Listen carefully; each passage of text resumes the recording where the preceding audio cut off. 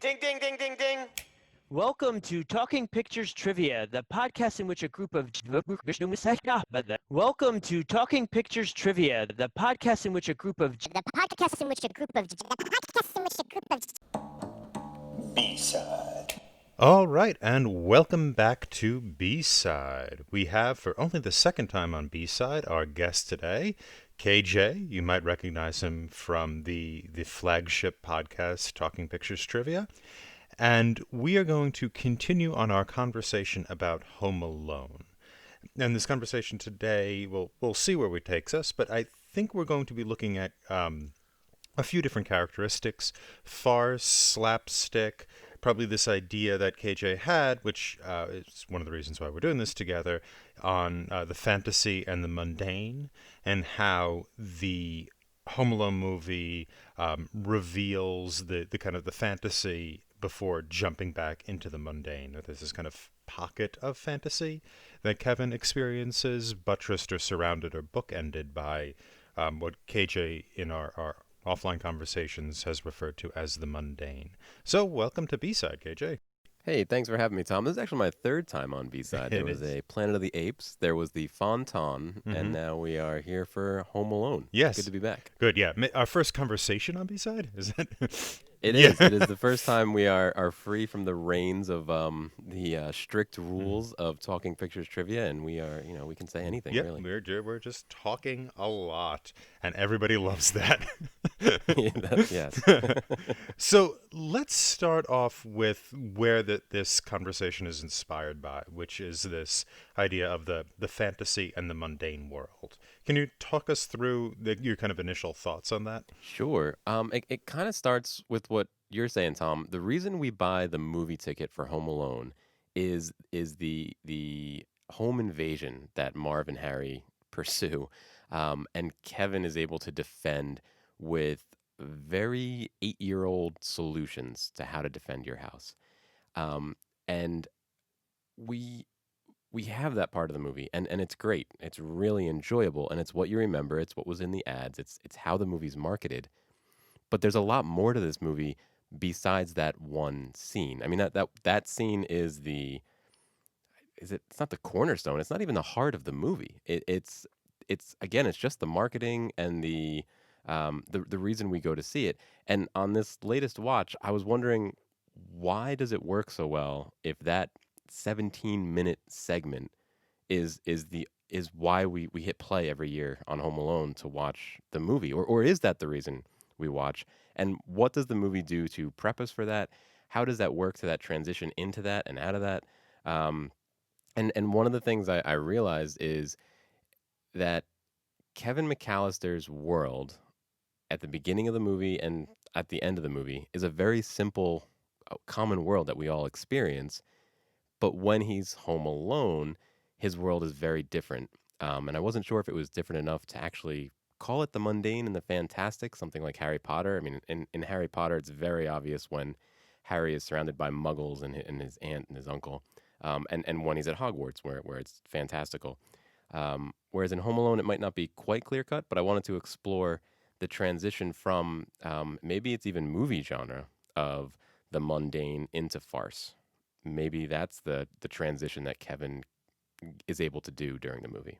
Yeah, I think that makes a lot of sense. This idea that there is a space in which Kevin can kind of do things that he normally can't do, right? And you call it the fantasy or fantastical. Yeah, it is fantastical, certainly, regardless if it's fantasy or not. It is.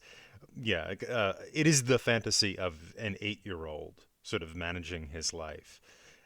Right, like a lot of those things wouldn't work in real life. You're not going to fend off Harry and Marv with the tools that Kevin had used to do that. Yeah, and so it seems like that makes a lot of sense, this idea that we are moving into the fantastical. In my estimation of it, there's this farcical element, what I was saying, and what Nick is kind of making fun of me for in the podcast, which is, that it's kind of that it's farce, that there's this like little farce in the middle of this longer somewhat sentimental holiday comedy. Um, and I doing kind of research for this B-side, it seems like the better term or the more specific term would be slapstick. Well, so before we jump into calling it slapstick, I wanted to go through a few other scenes that I thought were farce, but maybe not slapstick, or Okay, maybe they are. sure. Um, so certainly there's the home invasion, right? Mhm. No doubt about it. That is certainly farce. What about the scene where Harry is showing Marv that he knows when all the lights are going to turn on in the neighborhood? That also felt a little bit like a farce because trying to think through how this would actually work in the real world. Mhm. I guess in 1990, when this movie came out, 90 in it was in 1990. 90, in 1990, in order to have your lights come on like that, they weren't smart devices. You weren't doing that from your phone, right? Mhm. They were timers you were putting in line with the Mhm. lights, most likely. And I guess I don't know exactly, but I remember in 2000s, you could put a timer in line with your lights that would say come on at 9 o'clock, or you could say sometime between 8:50 and 9:10. So it was a little bit off. Mhm. But in 1990, I think it would have been the exact time every night. Mhm. So from that perspective, sure, Harry could have known that, but all those neighbors happened to do it within seconds of each other. Like, did they all set it to 8 o'clock and then they were just off? Like, so that scene's great. It's a lot of fun, and Joe Pesci does a great job with just pointing at that one there and that one there. But even that felt like a farce, right? That would that fit in a straight movie? I mean I think it's whenever you have the wet bandits on, I think you're dealing in this other realm that we're talking about. Whatever word farce or slapstick or whatnot we call it. That space. And actually, I want to propose a term. I want to not a term I invented, but a term that would describe it, which hopefully we'll get into, which is carnivalesque. Um, Carnivalesque. Carnivalesque, yes, I yeah, like it. yeah. Yeah. But I think that space is always we're always in that space whenever the wet bandits are on the screen. So even with the with the lights turning on and like the stupid little glee in Joe Pesci's eye and how impressed Marv is, I think all of that is of a piece, right? Sure. Hmm. Yeah. No, Yeah. I agree completely. And even in the beginning of the movie where Harry is in the house dressed as a policeman, he's in a carnivalesque scene. I mean, I guess that whole scene's kind of carnivalesque, but um, everybody else doesn't feel like they're in the same world as he is, even though they're in the same room. Yeah. Yeah. I think what you're. I think he. I think that scene is very economic in the sense that we're able to introduce the wet bandits or a representative of them anyway, and also have the pizza guy there, and it allows us to see the conflict that Kevin is dealing with, which is namely he's this individual in this chaos who's kind of marginalized. And in the podcast, I referred to them as the family, the kind of oversized family. I think there's 11 kids and 4 adults, which is honestly my nightmare. Like a 15-person entourage to the airport is I want to get a vasectomy watching that scene. But anyway, the they're kind of the Furies, right? The Furies from ancient Greek myth is these kind of demons come down and haunt you and drive you crazy, and it's only through this kind of redemptive process that they're made into the humanities, these kind of um, uh, uh, uh, helpful isn't the right word, but it's the first that comes to mind. And so I think the wet bandit, Harry in that scene is we're able to introduce him, and in so doing set up the Furies, because it's from his perspective and from the pizza delivery boy's perspective that we're seeing just how much chaos is going on, right? We're not just alone in the chaos watching it. We actually have an outsider who's taking the same position we are. Um, yeah, so I think the movie, even outside when the wet bandits are, there's a little bit of a fantastical element. I mean, Well, keep pulling the thread of the farce. Is Marv and Harry in one genre of movie and almost everybody else in the movie in another genre of movie? Is it as simple as that? Yeah, I think so. I think that's one of the things that's almost disappointing about the movie upon rewatching for me is that I saw this as a child and I just remember the pranks, the you know that type of thing, and remember wanting to kind of stage them in the backyard and all that type of thing. Um, and there's such a small percentage of the actual movie. Most of the movie is Kevin learning how to live on his own. It's like watching somebody who's 23 who just graduated college. Uh, the rest of the movie, or it's about the mother trying to get back to her Well, son. but even Kevin, even the scenes with just Kevin, there's a lot of fantastical scenes there too that I think they might fall into the farce category, Hmm. or this carnivalesque category. How about sledding down the stairs? Right, that would never work. That Yeah. you'd hit the bottom of the stairs and the angle. I mean, the sled would Hmm. break, your legs would break, something would break. It wouldn't have lined up down the door outside. Not that Hmm. that's important for the movie, but I think it makes it a different part. Yeah, I mean, things work very well for Kevin. The everything lines up so that he's left home alone. He's able to find money and sort of manage. The phones don't work, and apparently no neighbor is home for Christmas. No one. They know no one in the town, including like when the police come and they knock on the door. There's no response, which triggers nothing in the police. The fact that a child has gone missing, apparently by all facts they have, is not alarming to them. They just go back to their yeah. The premise, the absurdity of the premise, um, goes deeper. The premise is absurd, right? Not just him dealing with Marv and Harry, but the entire setup to that. Um, but it's absurd in a different way, right? It's too perfect so that he could be home alone.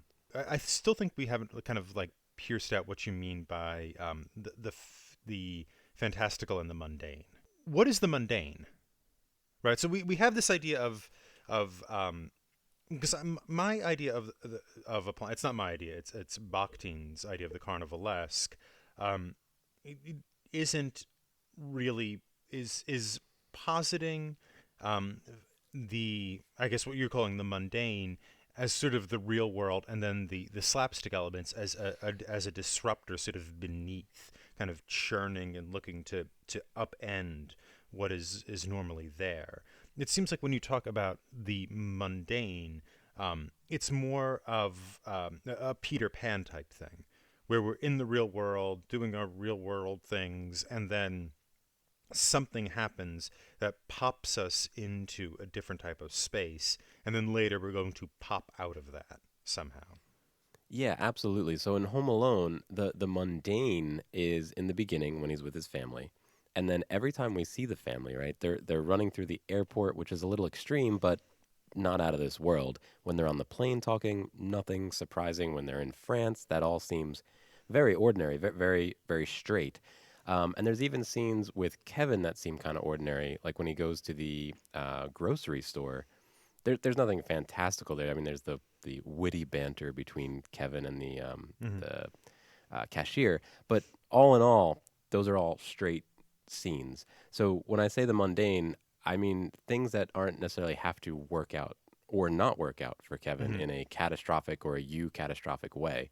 Um, and I think there's a lot of scenes in the movie that are just either moving the plot along. They're still entertaining, but Hmm. there's nothing crazy about it. Even when Kevin's mom meets John Candy, Hmm. that that's completely plausible. Hmm. That's a viable way of getting home. Hmm. So what I'm kind of interested in Home Alone is where are the barriers? Right in Peter Pan, there's a clear barrier. I'm more familiar with the Disney movie than the original writing or something. But in that, we start in their house. It's night. They sing a song and they can fly, and they fly to Neverland. So that barrier seems to be that song or that window that they fly out of, right? And that's the window they come back into at the Hmm. end. I'm pretty sure. Um, where are the barriers? If this is a if this is an idea that holds water, where are the barriers in Home Alone? Is it when he first wakes up that first morning? Mm-hmm. How does he transition from the mundane to the fantastical? That might give us more of a clue if that is a good reading of this movie. Yeah, I would say the distinct barrier between. So if we're defining the fantastical as these kind of little elements of these little elements in which things either work out too well, or are we defining the fantastical as him engaging the wet bandits? I think it's the former there. I think it's broader than just the wet bandits. Okay. Because again, there's the sled scene. I'm trying to think of other ones that don't involve the wet bandits. Mm-hmm. When he orders pizza Yeah, and he that works scares out. that's Mm-hmm. again that I mean, imagine literally doing that. He's rewinding, like he had the time marks queued up Mm-hmm. for the movie. He had that TV was loud enough to be heard out there at that level. Like so, yeah. Mm-hmm. Um, Okay, yeah, it's just him kind of living as an adult and also beating up people. is that living as an adult? Living as an adult would have been, even now in these days that we're living in, when I order food, I'll put a table outside. And we use credit card to pay, but I could easily leave cash on the table outside, and then the guy would drop off the pizza and take the cash. Mm-hmm. Yeah, there's I guess living on your own filtered through a child's eye, right? And a It's child trying to protect themselves from mm-hmm. the Seems fear of ordering pizza. Right?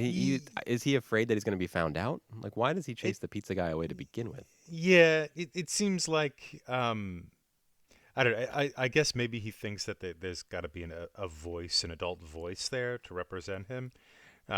But also, it seems like he's doing it for fun. Right, absolutely, yeah. He seems like, I need to appear like an adult, but also I want to scare this person because, and it's also the pizza man has been here before, right? So, like, he doesn't know that he's not aware that there isn't a mobster living here, that he's met these people. But yeah, so it just And then he doesn't report it to the police. Or Yeah, like, yeah, it really yeah. works out way better for Kevin than it should have. Yeah, but I guess it is like a kid imagining what it would be like to live on. Like, what would you do? You're on your own. If you're 8, well, how would you do? How would you get away with it? Where's there money in the house and that type of thing? Right. Oh, Yep. I just order pizza all the time. No chicken for me or whatever it is. Right. No, healthy. Yep. Yeah. So I think there is that sort of Peter Pan-esque quality to it as well. I don't know then if there's a strong demarcation. With the way the window is kind of a return to normalcy in Peter Pan, the bay window that takes them into their home. Because in a lot of fantastical stories, that barrier is usually pretty clear. In Harry Potter, it's platform 9 3/4. Right. In The Hobbit, it's the edge of the Shire. Right. Mm-hmm. Bilbo's living in the Shire, and Mm-hmm. everything is mundane and normal and farming. And then once he steps outside, is when all these fantastical things. I want to bring up Star Wars and say Mos Eisley might be, but Luke doesn't really return. It's more of a hero's journey than uh, a story like this where he leaves and comes back to his Yeah. mundane. Yeah, I mean, I would say The Hobbit is also kind of a hero's journey. I mean, Lord of the Rings is more of that distinctly. Um, Yeah, Lord of the Rings, I don't think Frodo ever comes back to the mundane. Yeah. I think his adventure, his demons, or whatever you want to call it, follow him until he yeah, gets to the he Grey has to Havens. die, right? Yeah. Which is just Mhm. going into the West. Right. Yeah, and I mean, I guess you could say that that Bilbo more returns, but he also, he doesn't. And obviously, Star Wars, he can't really return. But I mean, that's the idea of any kind of journey, right? Is that you're not able to really come home again. It's you've been changed by the nature of the journey. And it seems a little different with coming of age, because coming of age seems to be what's happening here. Is that Kevin's not the same again, but Kevin is also, the irony is that Kevin has grown up more. I mean, it's a day and a half. He hasn't grown, but he's matured simply by not leaving home, by not going on the journey, right? True, but I think the difference is in Kevin's case, once his folks are back, he's going to return to most of his old habits. Hmm. I don't think he's going to order pizza on his own again. I don't think he's going to go food shopping on his own again. Whereas Bilbo could adventure outside the Shire. He knows that. Hmm. Harry can jump into the magical world whenever he needs to. Alice could go back through the hole to get back into And she does. right. Well, yeah, and sequels and stuff. But Yeah. yeah. So I I don't know if I agree so much that Kevin grows up a lot Hmm. in this. I think he reacts to what he has to and gets done what he has to get done, but I'm not sure if it sticks. Okay. I mean, the problem with that then is we have a static character, right? Because at the end, when the parents come back, they say, "Wow, you went out and bought milk and fabric softener, and the house actually looks great." They kind of look around, and the house looks together and clean. And I think all of that is meant to show that he's proven that he's not this whiny little kid who can't pack a suitcase, but actually quite capable. Well, let's talk about the house being clean because Hmm. the house is surprisingly clean throughout this entire movie. He eats that mountain of marshmallows, Hmm. and the kitchen is immaculate. And I can tell you from experience when kids makes either a mountain of marshmallows or a crepe or anything, the kitchen is never immaculate again. You will always find sticky things somewhere. So I think that's part of the carnivalesque, the fantastical part, and it makes me wonder: did he go food shopping? Was there milk in the right? He drops the bags when he goes food shopping. Hmm. In another version of the script, they're setting up that I tried to go food shopping, but it didn't work out, and that all could have been in his head. Yeah.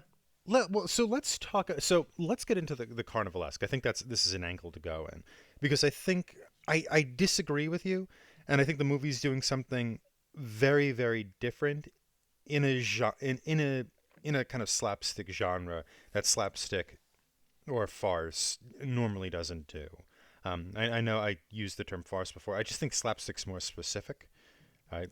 So Sure, I'm gonna kind of use that, not to like hide the ball or whatnot, but just sure. just for my sake. So getting into this a little bit, this idea of kind of slapstick, we could think of that as that's the thing that comes from commedia dell'arte. It's literally a stick that it slaps. It has another piece of wood on it, connected by a hinge, and you hit it together, and it makes a slap sound.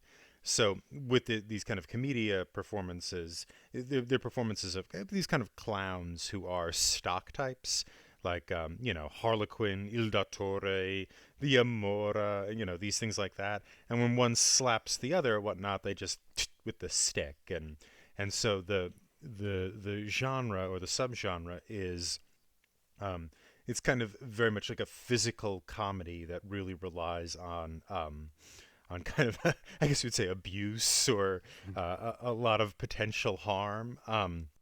Right, but you get it through that slap, which doesn't actually hurt them, and then it grabs your attention, but then you see their reaction, and then you laugh, and that's the Yeah, comedy right there. yeah, they're not they are not, let's say, actually being harmed, right? It's everybody is rubber spine. Everybody's made of rubber. A good example of this is I put a few on a list we were doing. Not, actually, I think Ace Ventura is a good example too. But like the Three Stooges is what I mentioned there in our podcast, where it's people getting bonked on the head with with like heavy machinery, and it's just why I oughta, think, and it's fine. I put in here Lizzie's of the Field, which is um, like a lot of automotive jokes of people crashing cars and falling out.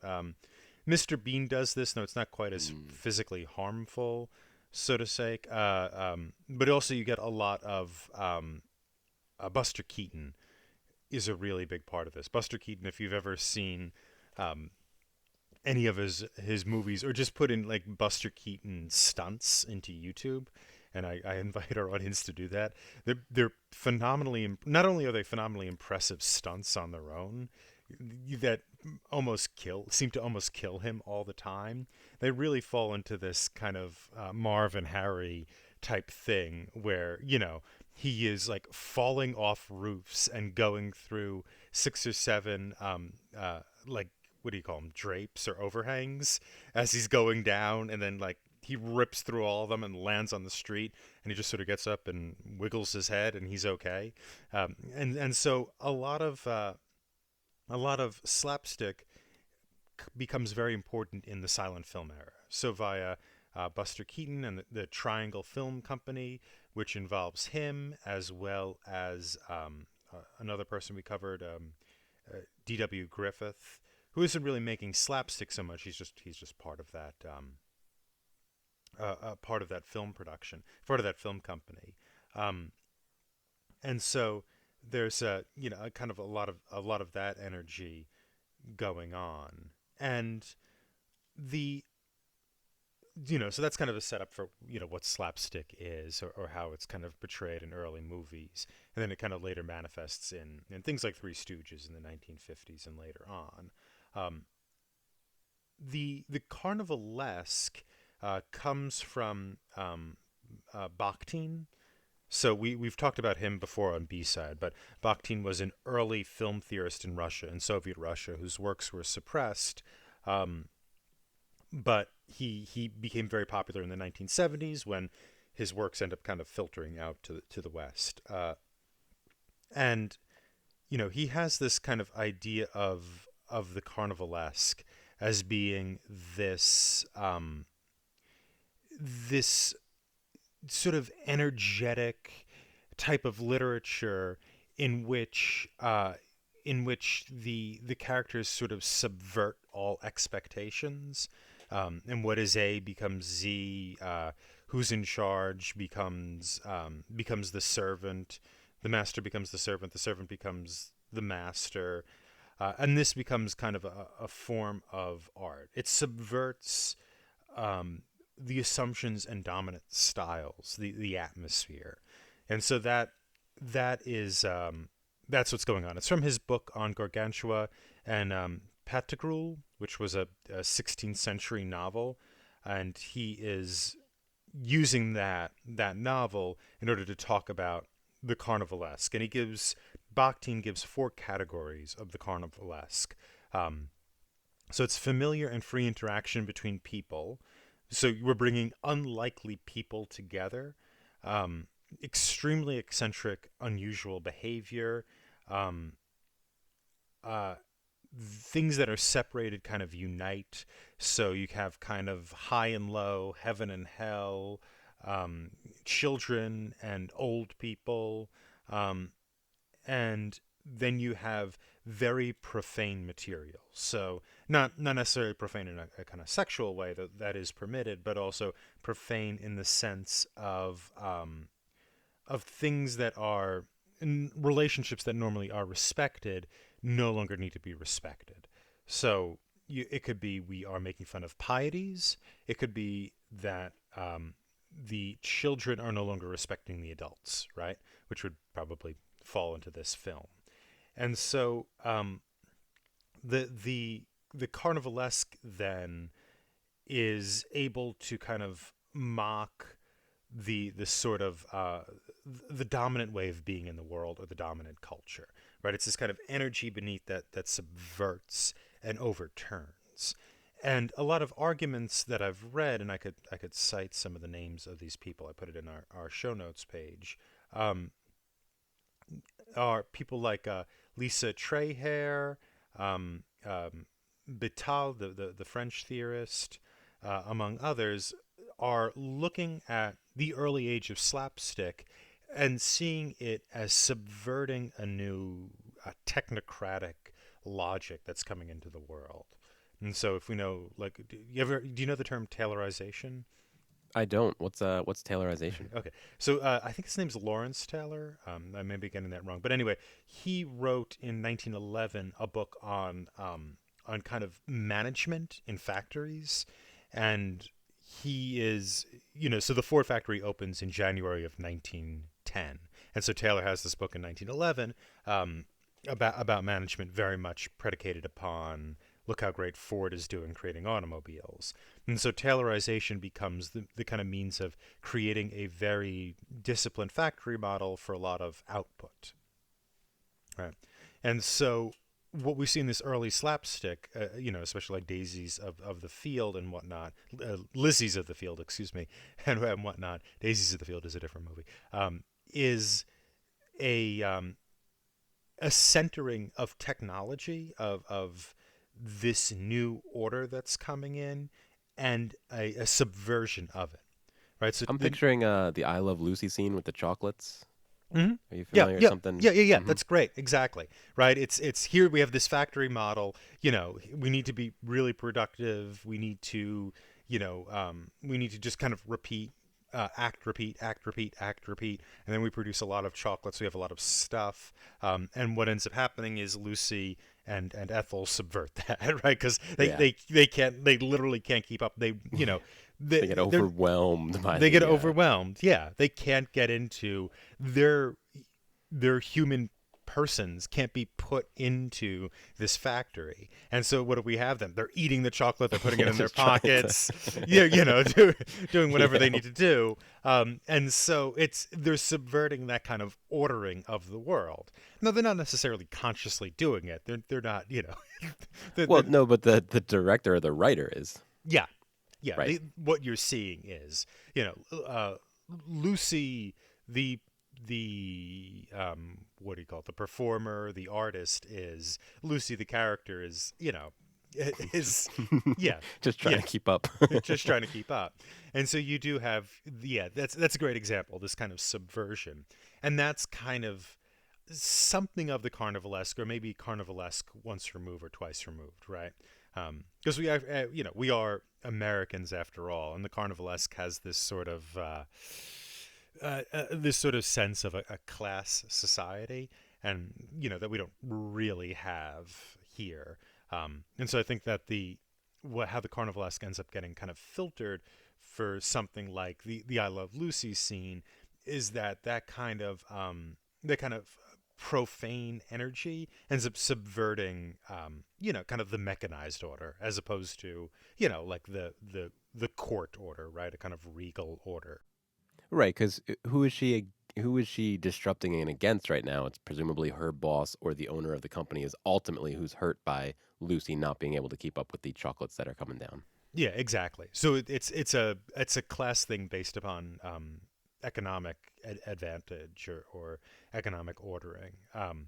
So there is this like quasi Marxist aspect to it, which is why critics in the 1970s who discovered are people like Terry Eagleton, and who, for people who don't know who that is a kind of like a Marxist literary critic. They kind of they find this and go, ooh, this works for the way I see the world, and so I think that kind of slapstick energy, that sort of chaos, and is really really important for kind of American slapstick, because it connects it in its origin to technology. And would you say it's on full display in Home Alone? Well, this is what I think is interesting about Home Alone, and why I think it's really a different type of slapstick, because I think it is on full display in terms of the physicality of slapstick, right? People take enormous tumbles, things hit them in the head that would kill them, but they just go and brush it off and move on. However, what would you say is being subverted then? Well, I've been thinking about this a lot as you've been talking. And And I have been talking a lot.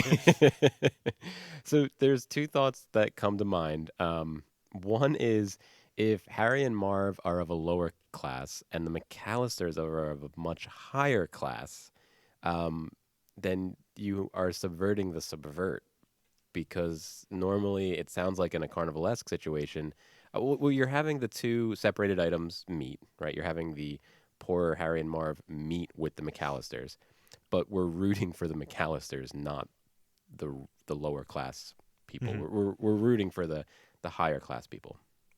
Yeah, yeah. It's interesting because in like yeah, the factory isn't blowing up. What we're looking for is, and I think it's a perfect way, of putting it, is that the people who are subverting the kind of economic order, or potentially subverting the economic order, are the enemies, Right. They're the bad guys. Yeah, we want them Yeah. to lose, and the person who's fighting them it's carnivalesque in the sense that we have like kids battling adults, and also kids giving kind of wisdom to old men, as we see in the Marley scene in the church.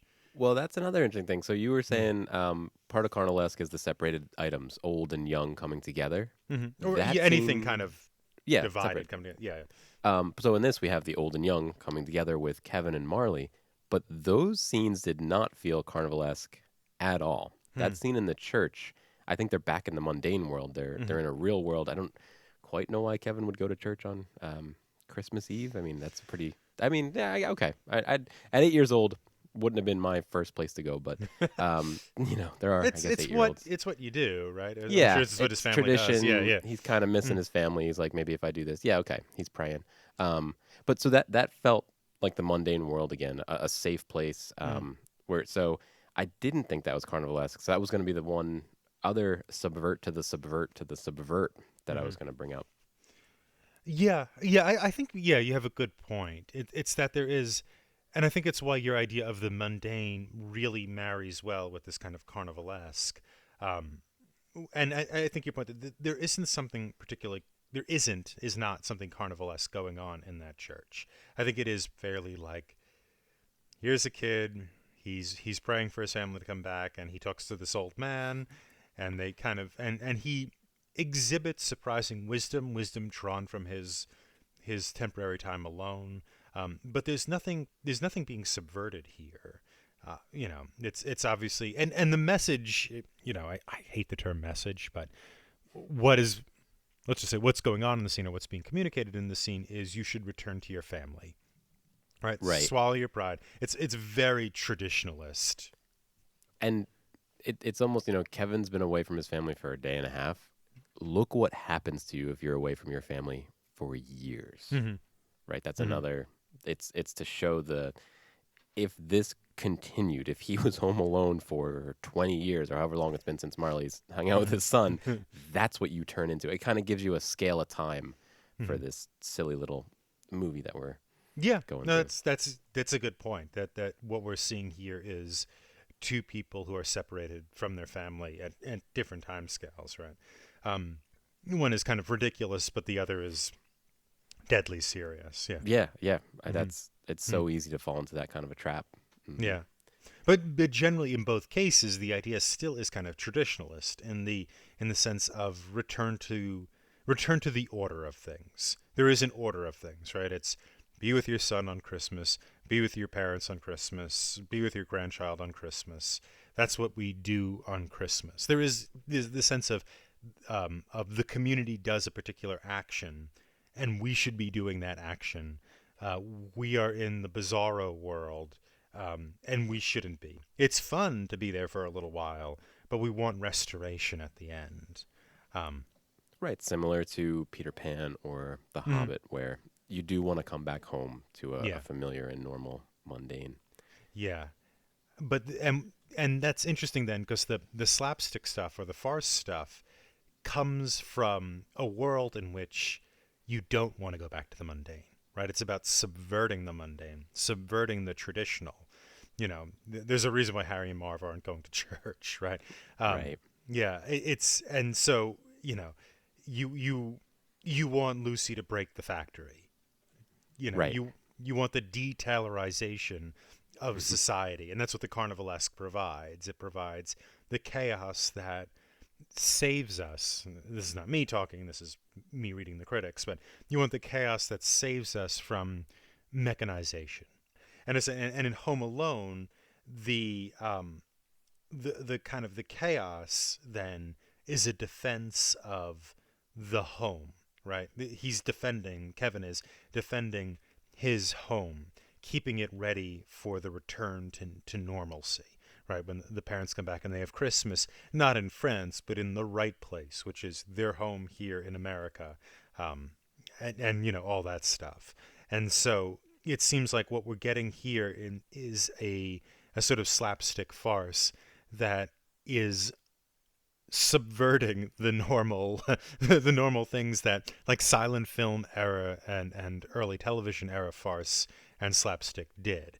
Right? It's traditionalizing or conservatizing that normally disruptive energy. I think John Hughes shows us that right at the very beginning of the movie. As you've been describing Carnivalesque and the slapstick, is Kevin the one being the receiver of the slapstick, but he's taking it personally. He's getting hurt by that slapstick. That opening scene where the chorus of demons, that is his family, are is that in a slightly different way? Could that have been slapstick if Kevin had brushed off all those insults? Would that have been slapstick? But this is slapstick without the slap. It's just ooh, it did hurt him. Yeah, I mean, the problem there is I think slapstick does need to be kind of physical humor, right? Okay, I so mean, I think it's because if slapstick is defined as when anybody is offended ever, then that category sort of covers a lot of room. I think literally like, that's why you say slapstick, because it's like the sound, the kind of the physical idea of somebody getting boinked or poked in the eye or hit on the head matters. But couldn't the dialogue be slappy or sharp or uh, Yeah, you could have cutting dialogue, and typically you call that something like hard boiled, where people are sort of using the dialogue to zing or cut each other. I think that when you're moving into a sort of verbal play as opposed to physical play, you're changing genres, because that matters, right? I mean, when people are going back and forth with their words, we're in a different world. Maybe a more realistic world. Maybe not. Maybe if somebody's particularly witty, where it's a little over the top. But I do think it's a different genre, and I think it's hard to say that the family drama, the family comedy at the top of the film is doing the same thing as Marv and Harry, getting burnt or having an iron hit them in the face. true? You don't have that physical, but Kevin does taunt them and mock them, and I think he learns those skills of mockery. I mean, from his mom right at the beginning when she's on the phone and he's rude to her, and she comes right back at him with I think a perfectly acceptable sarcastic Mhm. response. Um, so yeah, I guess that is a different form of comedy there. Yeah, yeah. I think it's kind of a sort of young kid comedy or family comedy. Um, Have you ever seen Animaniacs? It's on Hulu right now, and my daughter's been watching it in the morning, and mhm. I've been going up and grabbing a chair and watching because I really enjoy it. And one of the characters um, in Animaniacs, it's a Warner Brothers cartoon where there are smaller cartoons in it, like Pinky and the Brain. And there's one called Slappy the Squirrel, and Slappy the Squirrel is an older squirrel who used to be a great actress in the 50s. And her slapstick is sometimes physical because they're paying homage to the older cartoons, but there's also a lot of cutting voice. Like she's often insulting people greatly without them really realizing it. So you get Mhm. that slap. It's kind of shocking if you know what she's saying, but when you're the receiver, it doesn't hurt that much because. So that's kind of where I was wondering if there was some crossover between slapstick and a Johnny Carson esque mockery of somebody. Yeah, um, yeah. Possibly. It seems like the with slapstick, it's the dumbness of the character matters, and I mean dumbness in the both the sense of non-intelligence and also non-vocality or not speaking. That the person is often um, placed into a situation where they're placed into a situation where um, they're not actively engaging. How to say this? They're not consciously trying to disrupt the world they're in. Right. Very often, these are characters who are put into a situation and they're doing their best. Maybe Charlie Chaplin's an exception. They're doing their best, and they're just not suited for whatever they're doing. and the idea is that's sort of a stand-in for, for the modern world, right? Like, I just said Charlie Chaplin might be exception, but if we look at Charlie Chaplin's modern times, where he's responsible for kind of keeping the engine of this factory going, and he just can't, and he gets caught in it, and he gets dragged through all the gears of this engine and spit out. I think the fact that he can't talk about what's happening, that he doesn't really understand it, right? He doesn't understand. If you talk to the tramp character in that film and you said, what do you think about this process of Taylorization of the human spirit? I think he has no response, right? He's dumb to the social realities in which he finds himself. And so the innovation in the Carnivalesque that comes in American slapstick, I think, is the fact that subversion is no longer the intent. It's the natural consequence of trying to mechanize everything. And you see the dumbness in Harry and Marv, right? Especially the way Joe Pesci does the fritcha, fritcha, fritcha, fritcha. I mean, that's yeah. classic dumbness, so to say, in both terms, right? Harry seems quite unintelligent with what he says, his solutions to ideas and things. Whereas while they're going through the house, they don't really have a voice. I mean, every so often they'll take a break, take a step back, and say, "No, we're not following him out the window," or "You're not going to hit me with one of those cans of paint again." But for the most part, they are without a voice making their way through the traps. Yeah, there's a reason why they're not Marxists, right? They aren't actively subverting the upper class bourgeois culture of the Chicago area. They're just interested in money and impressed, and their way of describing themselves or defining themselves is, we're going to leave the water running in the sink. That's that. There we go. That's our declaration. It's meaningless. It has nothing to do with it. And but I do think there's something in what you're saying about the slap squirrel. What's it called?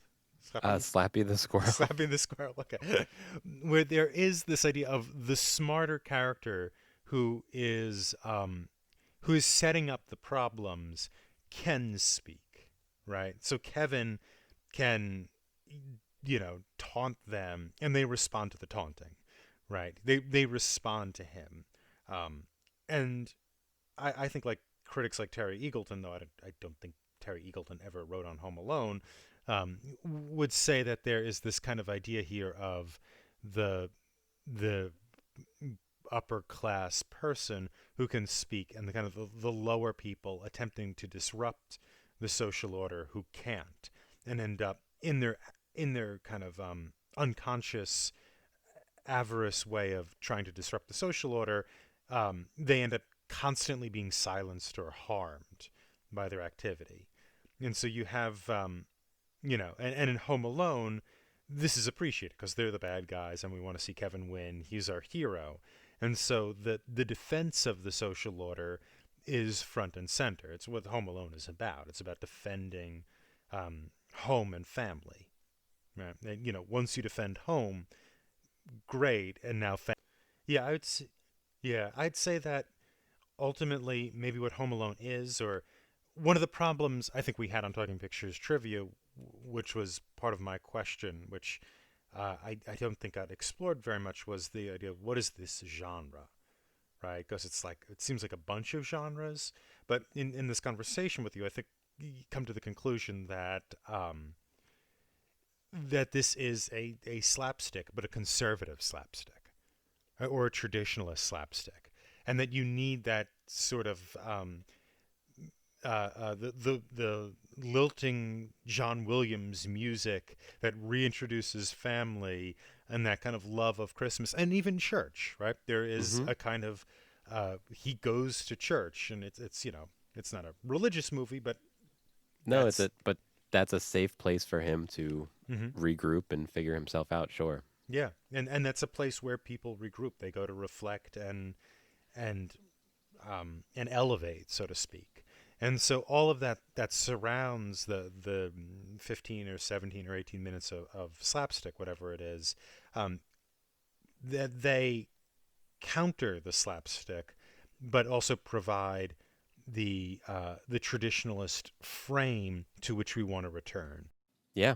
No, I agree. And I think that's why this movie works so well. I think that's why Christine and Nick talked about watching it every year. Why Mm. we're not afraid to hit play, or if, you know, if it's on TV and you walk into the room, you sit down and watch it, at least for a little bit. I think all those elements work well together. Hmm. Yeah. Yeah, if you're with your family, this is the thing to watch, right? Because it just Hmm. reaffirms the thing you're doing, right? Right. You're Yeah. watching television with your family at home. This affirms that, that's the good and right thing to do, to watch television with your family at home during the holidays. Yep. Mhm. Yeah. And sometimes you're by yourself without your family, but don't worry. By the end of this movie, everything will be okay. Yeah. Here's a path back to that normalcy. Yeah, yeah. And anybody who tries to disrupt it is kind of a fool, and even an 8-year-old can take them out. So, yeah. Mhm. Yeah, I think that's probably why people love watching this. Maybe it's why it made what was it, 1 gazillion or 2 gazillion dollars? This movie yeah, made the box office. That's 1990 money, so. Yeah, yeah, no, it's with inflation, it's like $17 gazillion. Pay off the national debt. Yeah. Mhm. Come on, John Hughes. Yeah. Well, this has been, I think, a great conversation. Yeah, thanks, Tom. Thanks for. Yeah, we tried to squeeze it in at the end of the episode, but we didn't quite make it. So I'm glad we got this time to explore further. Yeah. Oh, no, thank you. Yeah, thank you for doing this with me. This has been a lot of fun. I think we've come to some conclusions that we weren't able to in the flagship show, and I'll take us out. This has been B-Side. Thank you very much.